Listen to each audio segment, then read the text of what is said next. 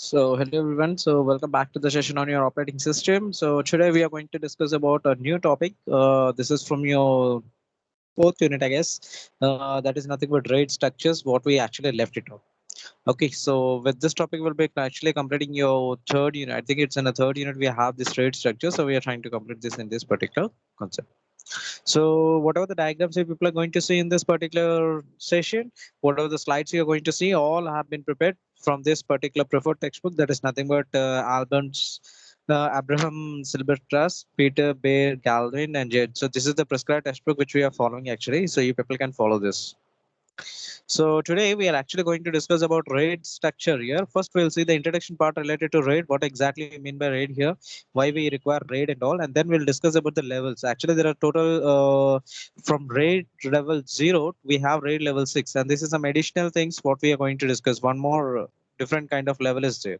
So these are the different levels what we are going to use in order to improve the efficiency as well as the performance as well as reliability on the particular system. And where we exactly use this particular RAID is nothing but in your disk in the sense nothing but your hard disk. We have HDD nowadays. We people are getting SDD. I don't know how many of you know that solid disk drive. Earlier we used to have hard disk drive. This is what we call it as hard disk drive. Okay, so why we call it as disk here? I think you people know we have discussed in a mass storage structure where you people have seen there is a spindle like this. I have shown you even the images also where you people have seen some kind of CDs like this. So all those CDs, this is the one which we call it as hard disk. And within this particular CD type of thing, whatever you're seeing, we are going to store the data. So that is what actually comes under here. So that is what we call it as hard disk drive. But nowadays, you know that the systems, I mean, the laptops are coming up with the advanced kind of system, something called a solid disk drive, in which the particular this equipment or this hardware will be in a format of a RAM. I think many of you have seen how exactly RAM looks like, right? It is like some kind of a chip. Same way here also in this particular case, this solid state disk also, whatever wherever you people are going to store the data, it also looks similar to like a RAM, means in a format of a chip. This is a new technology that is emerging now, and almost many of the systems are having this. But only thing is that SDD is somewhat costlier when compared to this. What is the main advantage of SDD when compared to HDD is the access rate, means read and write operations can be performed on this particular SDD much more faster when compared to the hard disk drive, whatever you're having. Okay, so that is the main advantage of it. And moreover, since it is a what we call in a format of a RAM kind of thing, we are representing in a format of a RAM chip. So definitely the size, I mean, what we call the weight is getting reduced. Suppose the weight of this is around 1.25 kg or something like this. So I think you people can understand what will be the size of this particular RAM type of chip.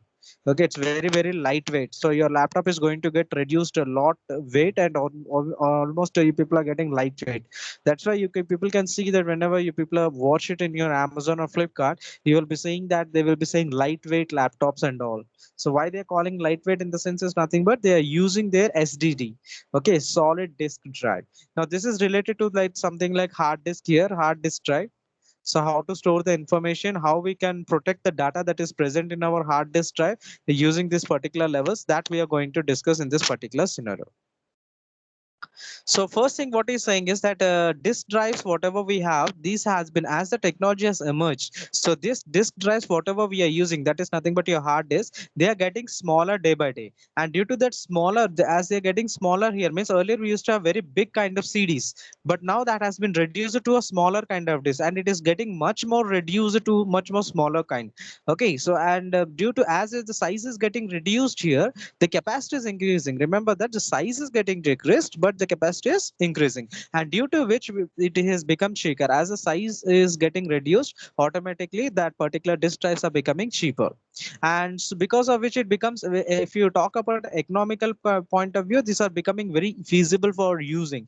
Means we can buy, hard disk. If you want to get nowadays 1 TB hard disk, you people will be getting a system with 1 TB hard disk around earlier 1 TB. If you wanted to take a hard disk, it will cost you around some 5,000 or something like this. But now this 1 TB you people can get it around some for 3,000 rupees or 3,400 or something. Earlier it is in approximately in the range of 7,000, 5,000 to 7,000 range. So you can see that there, as the technology is emerging here, the amount or the what we call the economically the rate of this particular devices are getting reduced. That is the best part. So since the device is getting the rate of this is getting reduced, we can buy more and more and we can attach to our system so that we can increase the storage capacity of our particular system. So here having a large number of disks, he means to say that like you people are buying more and more and you people are attaching. Earlier your system might be supporting 512 GB. Now you people have brought a new one which is actually it is supporting, again you bought from 512 MB of 512 GB of your external hard disk, and then you have increased the capacity from 512 to 1 TB. So here what will happen if you are able to do that, you will be able to access the data much more fastly. Why? Since there are multiple what we call the disk are available here, you people can try to access them parallelly. Parallel, if you're accessing the disk means definitely the read and write operations for that particular thing will be definitely increasing. And since it is increasing, definitely the rate at which you people can access the data, the rate at which you people can write the information, read and write the information onto that disk will be increasing. That is what he's saying exactly here. And moreover, and this will be helping you to improve the performance of the improve the performance as well as the reliability of the storage. What do you mean by reliability in this particular case? Here is nothing but this is something like trust. So you can trust, whenever you people are installing some app, what does that indicates in your system? That means you're trusting that particular app, you're reliable on that particular app. Like something like, you people might be using like Teams software in your mobile phone, means you are actually trusting that okay, this application will not going to harm my system. That is what we call reliability. Reliability means relying on someone, you are trusting on someone. So here what he's saying is that this particular thing means the disk drive has become smaller and cheaper. So you people can add more disk, which will improve the efficiency of reading and writing. And at the same time, you can rely on the data storage. In the sense, earlier, like there is a possibility that the disk drive may go wrong. I mean, some infringements takes place or your disk drive gets damaged. In that case, what happens? Whatever the data that is present in the disk will be lost. You will not be able to have until and unless you are having a backup, you will not be able to recover that particular thing. But since this particular thing is feasible, you people can buy an additional external device and you can duplicate the data whatever is there in your system. So in that case, even though your system crashes or your hard disk fails, still you people have the data with you people. So here the failure of one disk does not lead to the loss of data. Why? Because this is duplicated. And please remember, the same concept is actually used by your social networking sites. For example, if you take a Facebook, the Facebook, for example, you have an account here. Whatever the data with respect to your account is there, that is stored in a one server. Let us suppose in Hyderabad we are having. We are having a Facebook server from where you people are. Your profile is actually being maintained. Apart from that, the same profile will be maintained in another server which is located in some other country. Let us suppose in China also we have. So nearby location we have China where we have a Facebook server. So here also you will be having. Now what we are doing is this particular Hyderabad server will consist of your actual account, and the duplicate of that account will be stored here in China's Facebook server. Now sometimes let us suppose that due to certain natural disasters like earthquake or due to electrical failure or fluctuation in the electricity, the power, there is a possibility that the this server has gone down. Okay, this server, the Hyderabad server has gone down. Earlier 10 years back or 15 years back, if the server is actually down, if you want to access your account, you cannot access. You will get a message saying that okay, the server is down, please wait for some time until we recover it. But here nowadays this is not the case. Even though the system, whatever the server is getting down, if you want to access your account, you can still have your account, you can open your account. Why? Because you people are getting your information from the second server which is located somewhere in China, and from there you're getting the information. Okay, you don't have to wait. Means we are totally reliable on this particular Facebook server. And how it is possible? We are simply duplicating it. How we are able to duplicate? Since the cost of the hardware has been reduced here, so we are able to access that particular information. That is what he means to say in this. So we can rely on that particular thing, and if any one of the disk fails, that doesn't lead us to the loss of data, because the data is stored in another disk, so you can access that information from that particular disk. So here there are different organizations who were working on this in order to improve the performance as well as the reliability on that particular thing. And that resulted in the development of this particular RAID. What is the full form of RAID? Here is nothing but it is redundant array of independent disk. Redundant array of independent. Redundant in the sense duplication. You people can duplicate the data. Whatever the data you're storing, that data will be duplicated. So if you have stored some data D, the same D we are going to duplicate. We are going to create another copy and that we are going to store in some other location. So whenever this data gets corrupted or gets damaged, we can directly access from that particular duplicate data, whatever we have stored it. That is what we call redundant. So array in the sense, this is like set. Set off we means to say, like, as I told you that there are disks like this. So you can see this is an array. Let us suppose this is an array of 4 disks. How many disks I have? 4. So in between you'll be having a spindle like this. This we have discussed in mass storage structure.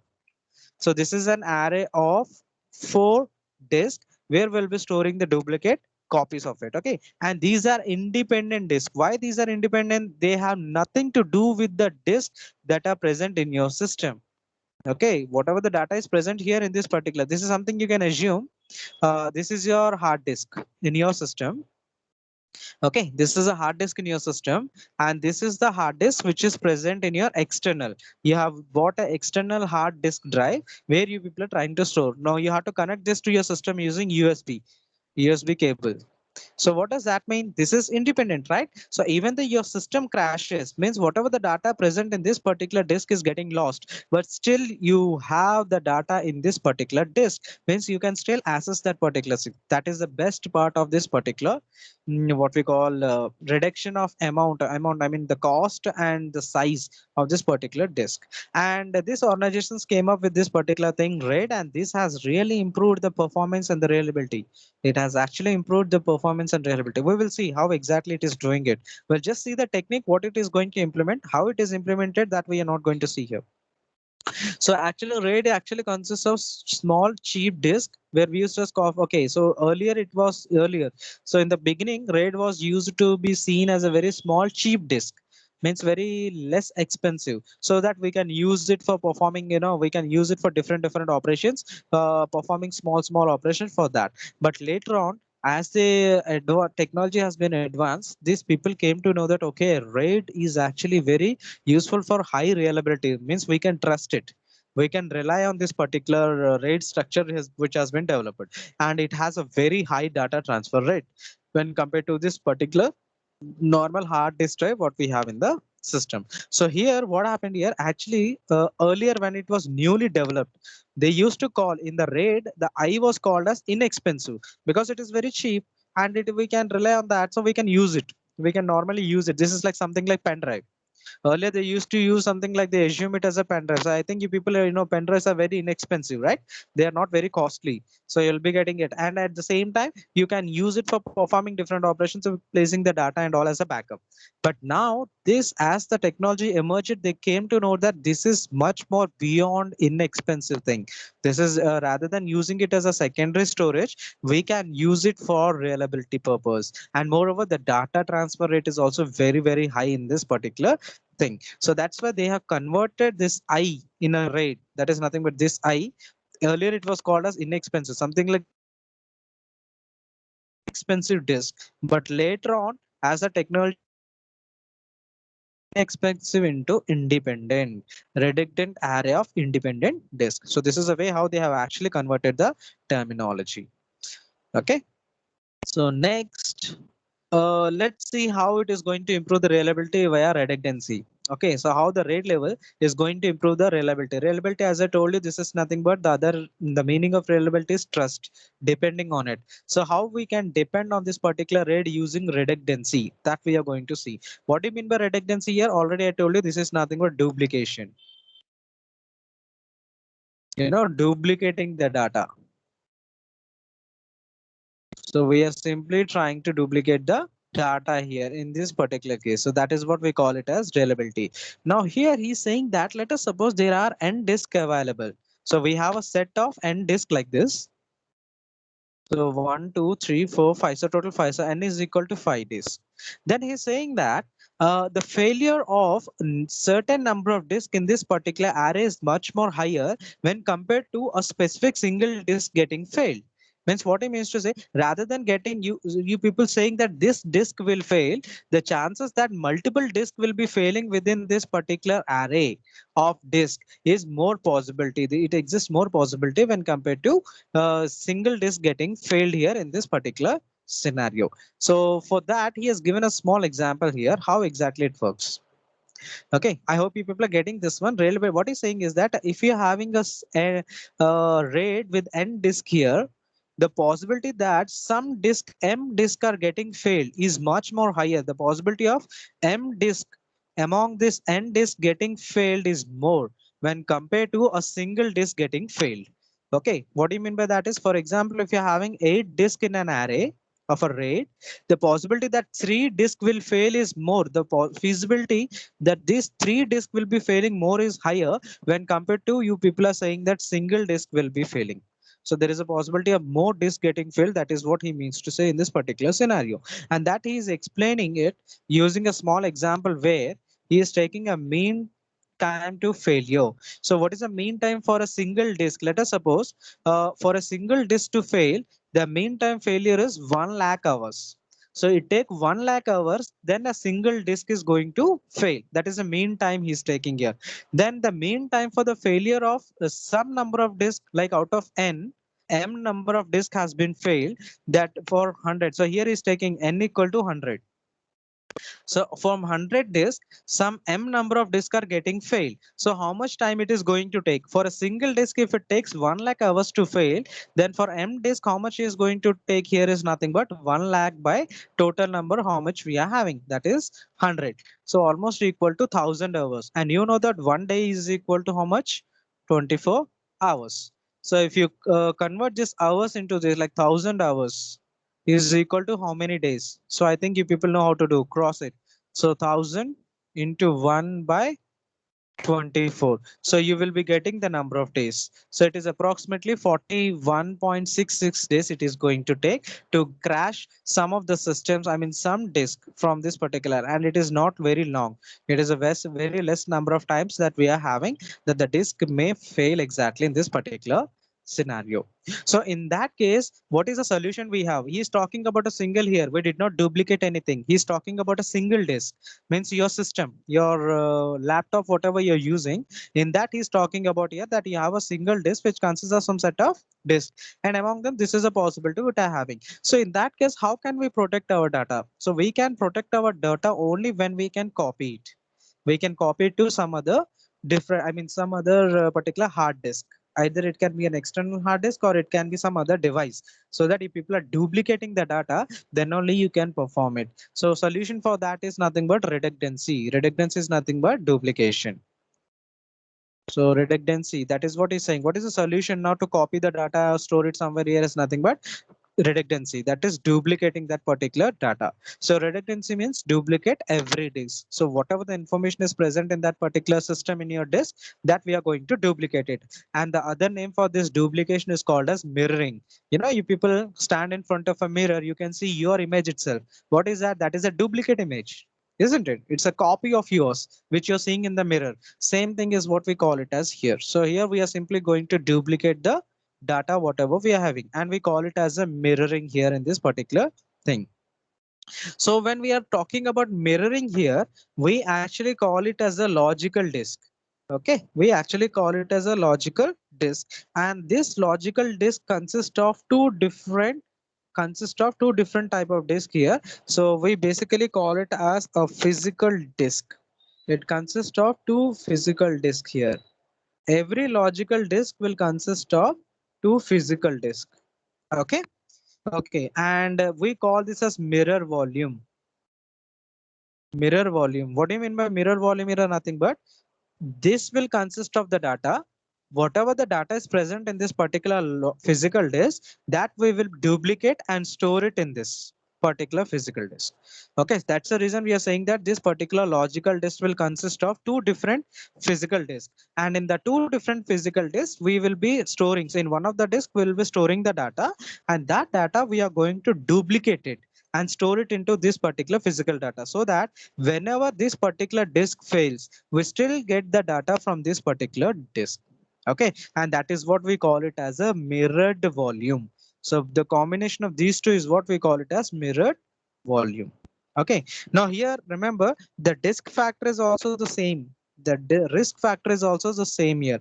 Here the risk factor depends upon two factors again. The risk is also depending upon two factors the same way. What are the two factors we have here is nothing but the mean time taken to failure of this particular disk. So how much mean time it is taking in order to get this particular disk fail. So that is the main risk. And second thing, once it is failed, you have to replace this disk with another disk, and then you have to copy the data from your second physical disk to this particular physical disk. Okay, so how much time it is getting? The more you're taking time in order to replace this particular disk and storing the data, the more possibility that you may lose the data that is present in this disk. Because once this particular disk is corrupted, then definitely there is a possibility that this disk is also going to be get corrupted. Why? Because there is a malfunctioning in your system, and definitely it is going to slowly kill each and every data that is present. I mean, it is going to destroy each and every data that is present in your disk. So the as soon as you come to know that this particular disk has been corrupted or has been damaged, immediately you have to replace with this with another physical device, physical disk, new physical disk, and copy the data from this duplicate data to this particular thing. And so how much time it is going to do that, it totally depends upon that particular factor. So there are two factors here on which it is going to depend. The first factor is the mean time it is going to take in order to get this particular disk fail. And the second factor here is nothing but how much time you are taking in order to replace this damaged disk with a new one.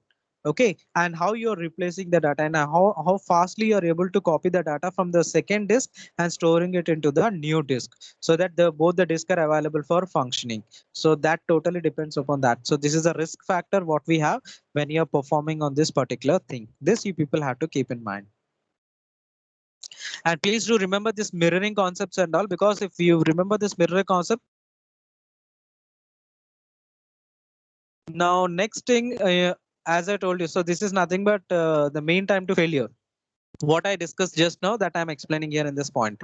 So first one, as I told you, what is the first factor is the mean time to failure of the individual disk. So how much time it is going, within what time it is going to the individual disk is getting failed. That is the first factor which is going to affect this mirrored volume. Second factor is nothing but the mean time to repair, means replacing that particular hard disk which has been damaged with a new one and copying the data from the second disk to the first one. So how much time? So this, it actually depends. So the mean time to failure of a mirrored volume will depend upon these two factors, means both the hard disk getting failed depends upon these two particular parameters. The first parameter is the mean time for the failure of individual disk. As I told you, this logical disk consists of two physical disks, right? So let us suppose this is the one which has been failed. So here the mean time for the failure of individual. So what is the mean time for the failure of this? For that, it depends this particular failure. And second is the mean time to repair this particular. So you have to replace this with the new one. And then you have to copy the data from here too. So how much time it is going to take for repair. So these two are the important factors based on which the failure of this particular logical list depends. Because the more you're taking the time, definitely the more it is going to damage this particular logical disk. That is what he means to say in this particular scenario.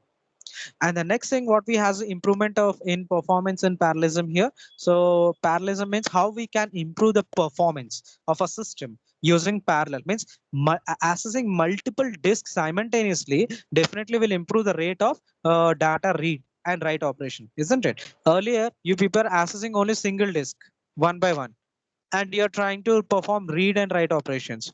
But let us suppose I have one more disk parallel here, and parallelly I'll read the data that is present in them at a time. So what happens here, the read and write operations will be increased, the data rate will be increased, isn't it? The data rate, okay, the speed of accessing the disk will be same for both, but the data rate for read and write operations will be much more higher when compared to, so the double, it has become double when you're parallelly as trying to access the multiple disk and all. That is what he's saying in this. So parallel access to multiple disks will definitely improve the performance, because you're able to perform read and write operations double fastly. I mean triple, means if you're accessing 3 disks at a time means triple the speed. And if you're accessing 2 disks at a time, so double the speed. So that way you're improving the performance. So with disk mirroring here in this case, read request can be sent to the entire disk. So read request can be improved. That is what he's saying. Here the transfer rate of each read is same. Means the speed in order to read the data from the disk will be same.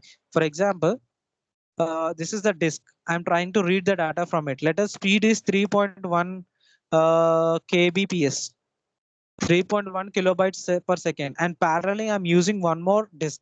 So definitely the rate of this also will be same, 3.1 kb per second. But how much data you have read per minute? So you have read data from here also, from here means twice the data you have read. Even though the rate at which this particular disk is getting read, the speed is 3.1 kbps and the speed is 3. That is what we call transfer rate.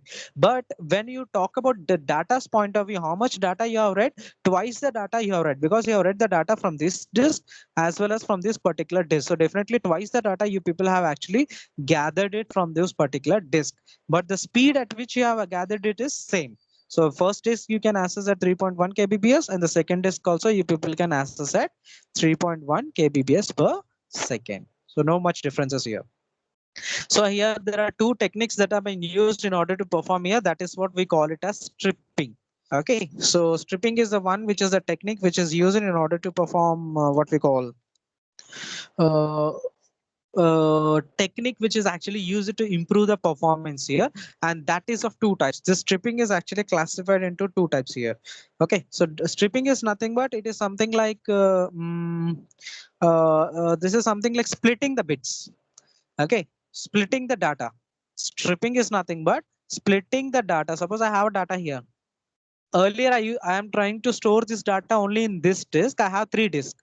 So this is one disk here, one set. This is another set, and this is another set. Let us suppose earlier I was actually storing the data in this only, but now what I will do is some portion of this data I will be storing here.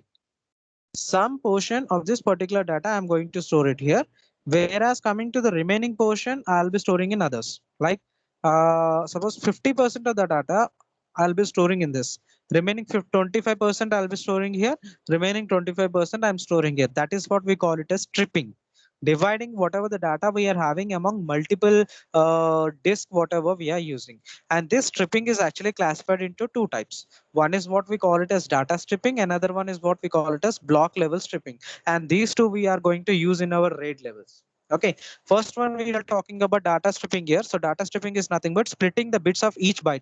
You know that one byte is equal to how much? 8 bits, isn't it? One byte is equal to 8 bits. Now among this one byte 8 bits, each bit I will store in one level. Suppose I'm having a array of, I'm having a RAID array of 8 disk. So 8 disk I'm having, 1 so on up to 8. Now in each 8 disks I'm going to store one bit of this particular byte. So 1 byte is equal to 8 bits. So something like 0 1 1 0 1 0 1 1 2 3 4 5 6 7 8. So this is what 8 bits. So the first bit I will store in the first disk. Second bit I will be storing in the second disk. Third bit I will store in the third disk. Fourth bit I will store in the fourth one. Fifth one I will store in the fifth one. Sixth bit I'll be storing in 6, seventh bit, eighth bit, in that particular way. That is what we call it as data stripping. So I'm talking about byte. 1 byte means, for example, you are having a data of something 1 GB. 1 GB is equal to how much? 1024 MB. Now this 1024 MB I had to convert into KB. So 1024 into 1024 kilobytes, and this kilobyte I had to convert into bytes. So 1024 into 1024 into 1024 bytes. Now after converting this into bytes, then each byte I will take, and among that byte I know that I am having 8 bits. So one by one I will store in one array. That is what we call it as data stripping. Okay, so I hope you people are getting this. And next one is block level stripping. Block level stripping is nothing but same like the data stripping, but here we are taking byte. But in this case, we are going to take a set of block of file. One full file I am going to take, something like 1 GB. The size of this is 1 GB. Among this particular file, block of file, some portion I'll be storing in one disk, some portion, some block of file I'll store here, some block of file I'm going to store into the next disk. And where it is going to store here means it is going to use this formula in order to perform it. What is the formula? I mod n plus 1. I is nothing where n is nothing but the disk, the number of disk what we are having. So earlier we have considered 8 disks, right? So here you can consider this as 8. N you can consider it as an example of 8. I is nothing but block. Which block I am going to store? So block of a file. So suppose first block. So one module 5 plus 1. So how much you're going to get here? So 8 divided by 1. So I should get remainder. So this here, what is the remainder? You got 1. So 1 plus 1 is how much? Equal to 2. So I am going to store the block number 1 of the particular file into disk 2. So this is the way how it determines where I have to store the data. Okay. I hope you are getting it. Let me explain it one more time. This is important here. Let us suppose I have a block here. I have a file here, and this file I have divided into 3 blocks. 1, 2, 3. So first block where I have to store in the RAID level, I mean in the disk where I have to store. So this is a formula here. So I have a RAID here in which I have an array of 8 disks. So 8 disks I am having within that particular thing, one by one. Now where I have to store within this particular disk, the first block means 1% 8 plus 1. So you will be getting a 1%. It is nothing but the remainder you're going to get 1. So 1 plus 1 is equal to 2. So I am going to store in a second disk. Then what about the second block? 2% 8 plus 1. So how much you're going to get? So this is also you're going to get 2 plus 1. So 2 plus 1 is how much? So third disk. I am going to store the second block of the file in the third disk. Same way fourth block. So in this way you people are going to perform the operation. Okay, for storing the information. Only difference is data stripping is related to data. So byte level. So 1 byte you're going to split into 8 bits. So 1 bit you're going to place in 1 disk. So disk 1, disk 2, disk 3, disk 4, so on. So 8 na disk 8 like that. But if you talk about block level stripping means here the entire block, whatever the file is there, will divide into parts. That small pieces. That piece is what I'm calling it as block 1, block 2, block 3. And now this entire block I'm going to store into a one particular disk. Which disk? That depends upon this formula which I'm using. I mod n plus 1. I is nothing but the block which block I'm storing it. N means the number of disks that are present in it. That yeah, I'm doing it. So I mod n plus 1. This is a formula. You have to use it. So this is how we can improve the performance related to that. So the parallelism's main goal is increasing the throughput. So definitely the throughput has to be increased. For that purpose, we are using this. And then we can reduce the response time. So obviously, if you can access multiple disks simultaneously, the response time in order to get the data will be reduced. That is what he's saying in this particular thing. So these are the RAID levels what we have. Let me explain them. So you can see these many we have. So almost this is sorry. So here I am having RAID level 0, 1, 2, 3, 4, 5, and finally 6. So total 6 RAID levels I am having. Actually total 7. Because if you remember here, I'm starting from 0. So 0 to 6 means total 7 RAID levels are there. We will discuss them one by one. So if you talk about the first one we call it as non-reductant stripping. What do you mean by non-reductant? Reductant means duplicating. Non-reductant means you're not duplicating them. Means this is normal hard disk what is present in your system. In your system, whatever the hard disk you're having, that is the one. Means there is no possibility of doing backup. Okay, if any of the disk fail here, the data present in this particular disk will be lost, and that data will not be available anymore further. Okay, that is RAID number 0. Non-reductant. Non-reductant means duplicating. Non-reductant means non-duplicating. So you're not going to duplicate the data. You're not going to keep a backup, and that is what we call it as non-reductant stripping. So these all are original disks that are present in your system. If any of the disk gets damaged, whatever the data present in this particular disk will get lost. Okay, whatever the data is present in this will be totally lost, and you will not be able to recover it. That is what comes under your RAID level 0. Now if you talk about RAID level 1, this is somewhat better than this particular thing. Now here you have something called P and C. Let me clarify it. C is nothing but a copy, and P is nothing but parity. Don't get confused. So here the second level RAID 1 you can see it is called as mirrored disk. I think you people now understand what do you mean by mirrored disk is nothing but here what I'm doing is I'm simply copying. I am creating a copy of a disk. How many disks I have? One, two, three, four. This is the original disk which you people are seeing in blue. Now what I'm doing is I'm going to create a backup for this particular four disk.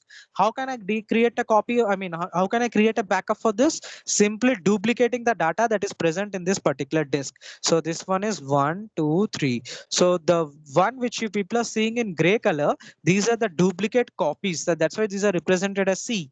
These are the duplicate copies of these particular original copies. So anytime if they in within a system, if any of the disk fails, so we will try to get the data. So we will replace this particular disk with another new one, and we will get the data from this particular copy and we will store it here. This is the way how it exactly works. So but this disk has been damaged. So we'll bring a new one, we'll store it there, and we'll copy the data from the second disk into this particular. So this is something like we are actually keeping a backup. That's why it is called a mirrored disk. We are simply creating a mirror images of the disk, whatever we are having.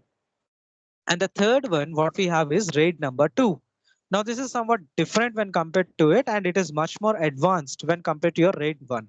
How? So here we are not going to duplicate the data. Here we are not going to duplicate because you know that duplicating a data means you require additional storage, means you require additional memory. You require more memory. More memory means it is going to cost you up, isn't it? For example, this disk capacity is 1 GB. So how many disks we have? 4. So total, what is the capacity of your system now? 4 GB. Now in order to duplicate these 4 disks, you require additional 4 GB. Means you need to buy additional 4 GB hard disk. I think it is not convenient, right? This is not a good practice because definitely you have to pay more. The pay will increase. You have to pay more in order to get this additional hard disk or additional space. That is a typical thing here. That is a disadvantage in RAID 1. So we to overcome that, what we started doing is we implemented RAID number 2.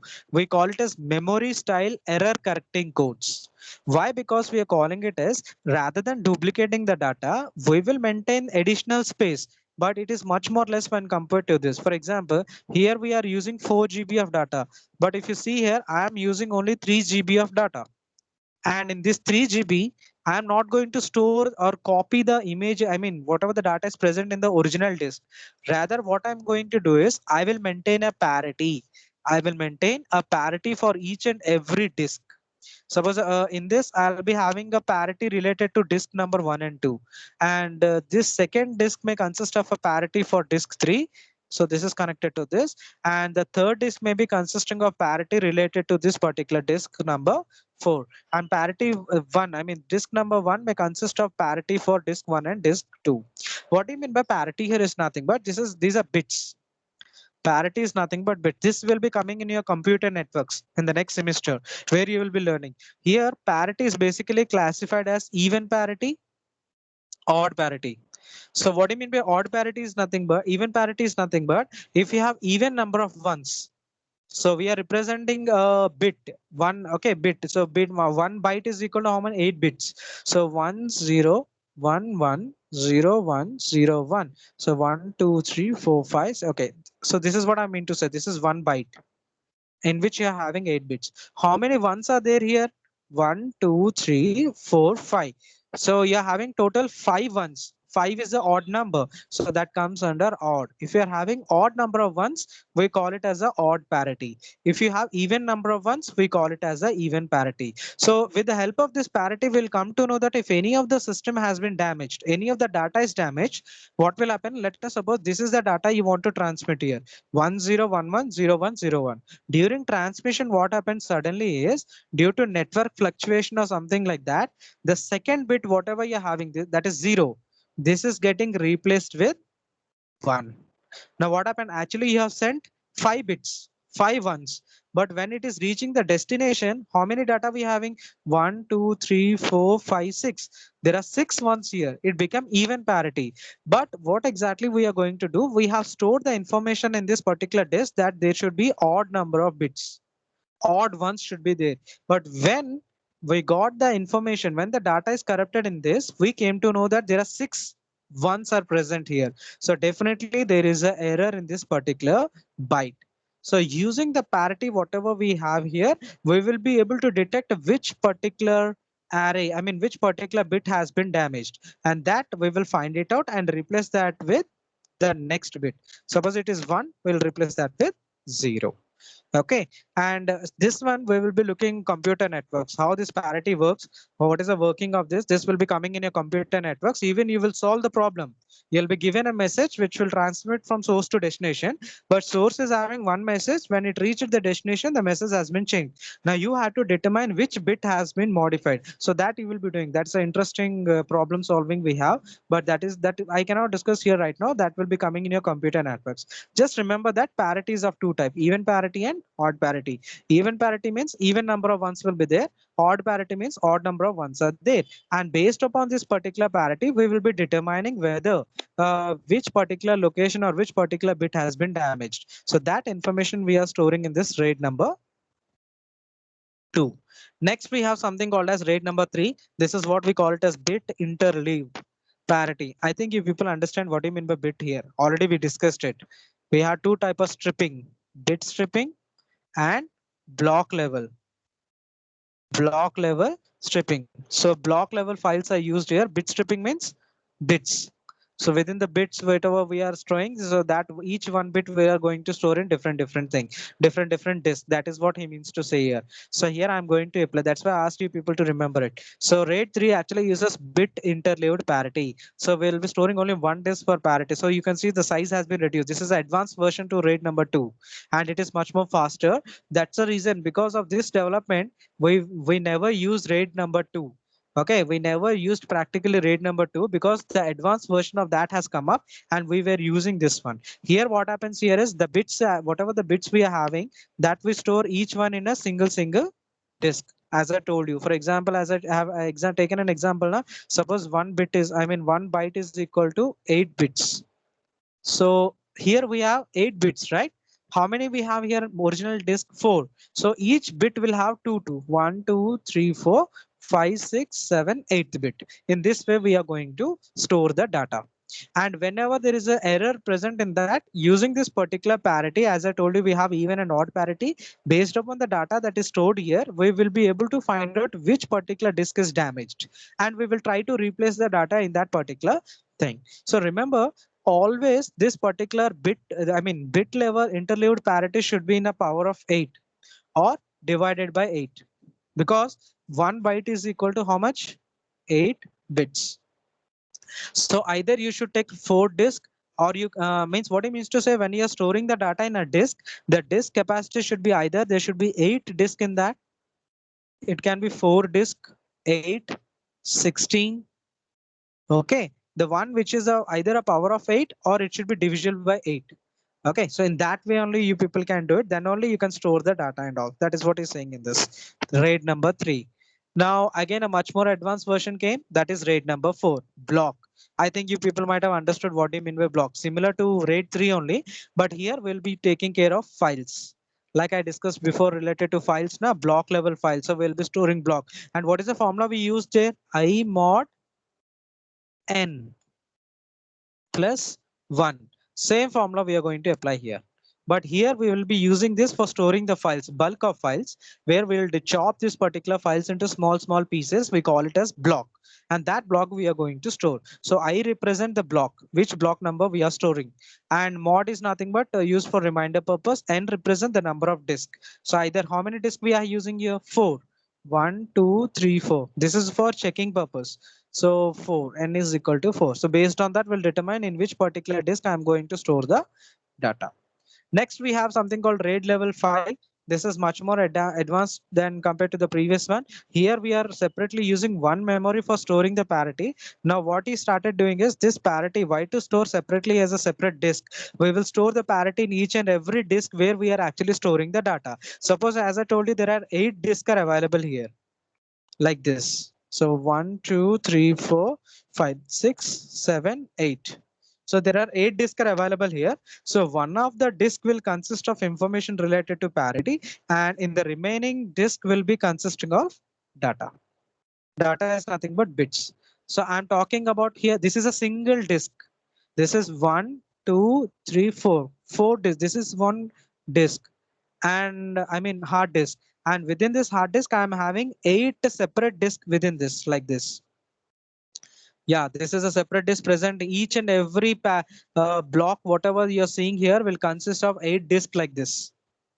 I'm talking. So in the first disk will consist of information related to parity, and the remaining 7 disks will consist of information related to the data. So whenever a data, suppose there is a damage in this particular, there is some damage has taken place in this particular block, then automatically the system will be using the first disk, which consists of parity, and based on that, it will determine where the damage occurs. Means we are trying to repair the data here itself.